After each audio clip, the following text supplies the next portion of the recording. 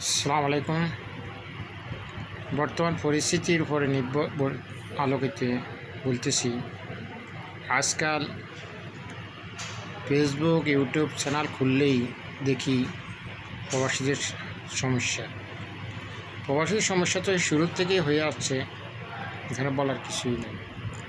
কারণ আমরা প্রবাসীরা যারা আছি তারা খুবই অবহেলিত একটা জাতি হিসেবে। আমাদেরকে বাংলাদেশের সব সেক্টরে উন্নতি আছে, কমিশন আছে, ইন্স্যুরেন্স আছে, পেনশন আছে, কিন্তু আমাদের প্রবাসীদের কিছুই নেই। আমরা শুধু কেবল দিতে যাচ্ছি বাংলাদেশকে। আমার জানা মতে বাংলাদেশে বর্তমানে 1.5 কোটি প্রবাসী আছে পুরো বিশ্বে। বাকিটা হয়তো একটু বেশি থাকতে পারে, কমে থাকতে পারে। তবে আমি প্রবাস থেকে পাসপোর্ট অফিস কর্মকর্তা এবং প্রবাসী কল্যাণ ও বৈদেশিক কর্মসংস্থান মন্ত্রণালয়ের উপদেষ্টার দৃষ্টি আকর্ষণ করছি, আমাদেরকে একটু মুক্তি দেন সমস্যাগুলোর থেকে।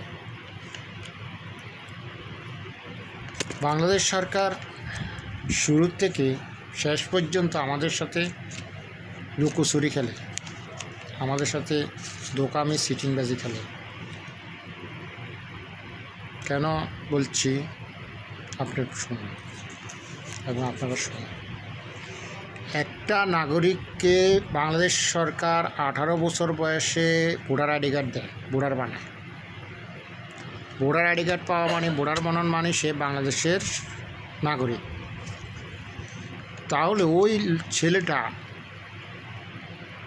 পাসপোর্ট পেতে কেন 22 বছর লাগবে? বাংলাদেশ সরকার তার লাভের জন্য ওই ছেলেকে, একজন নাগরিককে ভোটার কার্ড তার লাভের জন্য, তাকে ভোট দেওয়ার জন্য। যখন আমাদের কোনো প্রয়োজন দরকার হয়েছে, আমরা বাংলাদেশ সরকারের দরজায় খটখটাইছি যে আমাদের পাসপোর্টের জন্য বা কোনো, তখন আমাদেরকে বলতেছে তোমার 22 বছর অপেক্ষা করতে হবে, মানে 3 বছর 4 বছর। আমার ক্ষুদ্র নলেজে জানা আছে, একজন 18 বছর বয়সপ্রাপ্ত একজন ছেলে ইন্টার পাস করে অলরেডি শেষ হয়ে যায়। এরপর মধ্যবিত্ত লোকেরা আর লেখাপড়া করতে পারে না, সে কর্মজীবী দিকে ঝুঁকি পড়ে, সে বিদেশ যাক বা যেখানে যাক। এখন সে যদি বিদেশ যাওয়ার চিন্তাভাবনা করে, তাকে 4 বছর ঘরে বসে বেকারত্ব থাকতে হয়। কিন্তু এই 4 বছর সেই পুরো বেকারত্ব। তো আপনি আমাদেরকে 18 বছর বয়সে ভোটার আইডি দিয়েছেন, তো আমাদের 19 বছর 20 বছর বয়সে পাসপোর্ট দিয়ে দেন। আমরা তা আপনি আমাদেরকে 18 বছর বয়সে আপনি পাসপোর্ট ভোটার কার্ড বানাইছেন, আমাদেরকে 4 বছর বয়সে আপনি আমাদেরকে ঘরে বসে রাখছেন। এর কারণ কি? আমাদের জুলুম, এটা জুলুম, বাটপারি, সিটিংবাজি। যাক, যখন আমরা 18 বছর বয়সে 22 বছর বয়সে আমাদের পাসপোর্ট দেওয়ার জন্য আমরা অ্যাপ্লিকেশন করলাম আপনার কাছে দরবারে, মাননীয় সরকারের অফিসে, পাসপোর্ট অফিসে, আমাদের সব কিছু ঠিক আছে ইন টোটাল।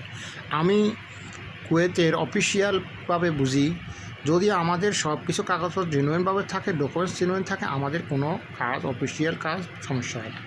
আর যদি অফিসিয়াল কাজে কোনো কাগজপত্র সঠিক না থাকে, তখন সে প্রথম স্টার্টিং বলে তোমার অফিসিয়াল কাগজপত্র সঠিক নাই। আমার ভোটার আইডি কার্ডও ঠিক আছে, বাড়ি সনদ ঠিক আছে, তহসিল ঠিক আছে, পিতামাতার সব কিছু সনদ ঠিক আছে, পিতামাতার ভোটার আইডি কার্ডও সব ঠিক আছে। আমি সরকারিভাবে একটা পাসপোর্ট বানানোর জন্য যে ফিস ধার্য করা হয়েছে 5,000, 6,000, 10,000, 8,000, 7,000 যা ধার্য করা হয়েছে, ওইটা আমি ঠিক মতন দিয়েছি। তাহলে আমি সব কিছু গভর্নমেন্টকে ঠিক মতন দেওয়ার পরও কেন আমি হয়রানি শিকার করতে হবে? পুলিশ ভেরিফিকেশনের ভেরিফিকেশনের কারণে আমাদের থানা ভেরিফিকেশন, এই থানা ভেরিফিকেশন তো সরকারের মামলা, আমার মামলা না। আমি সরকারকে সব কিছু ডকুমেন্টস দিচ্ছি, সরকার আমার পাসপোর্ট কীভাবে দিচ্ছে সেটা সরকার জানে, সরকারের মামলা জানে, আমার জানার ব্যাপার না। কিন্তু দেখা গেছে এই থানা ভেরিফিকেশন, এই পুলিশ ভেরিফিকেশনের জন্য সেই পাসপোর্ট পাওয়ার থেকে বঞ্চিত। সেই পাসপোর্ট পাওয়া থেকে জেনুইন রাস্তায় পাসপোর্ট পাওয়া থেকে বঞ্চিত, তখন সে দালাল কাছে বাধ্যতামূলক দালাল ধরতে হয়, নাহলে পুলিশ ভেরিফিকেশনের জন্য 800 1000 টাকা 900 টাকা ঘুষ দিতে হয়, দিয়ে সে পুলিশ ভেরিফিকেশন নিতে হয়। তাহলে পুলিশ ভেরিফিকেশন যে 800 500 1000 টাকা নিছে, ওইটা তো আমাদের থেকে চাঁদা নিছে, ঘুষ নিছে না, ঘুষ চাঁদা। তারপর দিল পাসপোর্ট দেওয়ার পরে শুরুর থেকে আমাদের সাথে চিটিংবাজি। আমরা যখন বিদেশ আসার পর আমাদের কাজের স্থলে বয়সের কারণ হোক, শ্রমের কারণ হোক, কাজের কারণ হোক, আমাদের মৃত্যুবরণ করে। মৃত্যুবরণ হওয়ার পর আমাদের লাশটা পর্যন্ত বাংলাদেশে পাঠানোর জন্য অ্যাম্বাসির দরজা ধরতে হয়, এয়ারপোর্ট হয়রানি হতে হয়। কেন?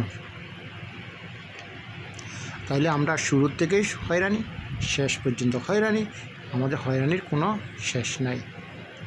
বাংলাদেশের সব সেক্টরে, সব অফিসিয়াল আদালত অফিসের কর্মকর্তাদের একটা সার্টিফিকেট থাকে, আমাদের কোনো সার্টিফিকেট নাই। আমরা সবখানে একটু হয়রানি আর হয়রানি। আমরা দেশের জন্য কী সব কিছু দিয়ে যাচ্ছি, নিজের বয়সটাও দিচ্ছি, শ্রম দিচ্ছি, মেধা দিচ্ছি, কিন্তু দেশ আমাদেরকে কিছু দিতে পারে না। দেশ আমাদের সাথে চিটিংবাজি ছাড়া, দোকামি ছাড়া, পাটপাড়ি ছাড়া আর কিছু দিতে পারে না প্রবাসীদেরকে। তাই আমি মহামান্য রাষ্ট্রপতি এবং প্রবাসী কল্যাণ মন্ত্রণালয়ের দৃষ্টি আকর্ষণ করছি, এবং পাসপোর্ট অফিসের কর্মকর্তাদেরকে বিশেষভাবে দৃষ্টি আকর্ষণ, আপনারা আমাদেরকে হয়রানি থেকে মুক্তি দেন। এই পুলিশ ভেরিফিকেশন সার্টিফিকেট যেটা আপনারা আমাদেরকে বলছেন, এই পুলিশ ভেরিফিকেশন সার্টিফিকেট একটা সিটিংবাজি। আমার ভোটার আইডি কার্ড ঠিক আছে, আমার মায়ের ভোটার আইডি কার্ড ঠিক আছে, বাপের ভোটার আইডি কার্ড ঠিক আছে, আমার বাড়ির সনদ ঠিক আছে, আমার অ্যাড্রেস ঠিক আছে, আমার অফিসের কাগজ সব ঠিক আছে, তাহলে আমাকে কেন পুলিশ ভেরিফিকেশন থানায় দরজা লক করতে হবে, পুলিশকে 500 টাকা 600 টাকা 1000 টাকা ঘুষ দিতে হবে? আমরা এটা চাই না, আমরা দিতে বাধ্য না। এখান থেকে আমাদেরকে উদ্ধার করেন, মুক্তি দিন। আমরা সব কিছু আপনাদেরকে দিচ্ছি। পাসপোর্ট দেওয়ার মালিক গভর্নমেন্ট কীভাবে পাসপোর্ট দিবে সেটা গভর্নমেন্টের ব্যাপার। আল্লাহ হাফেজ, আসসালামু আলাইকুম। যদি কোনো ভুল বলে থাকি ক্ষমা করে দেবেন।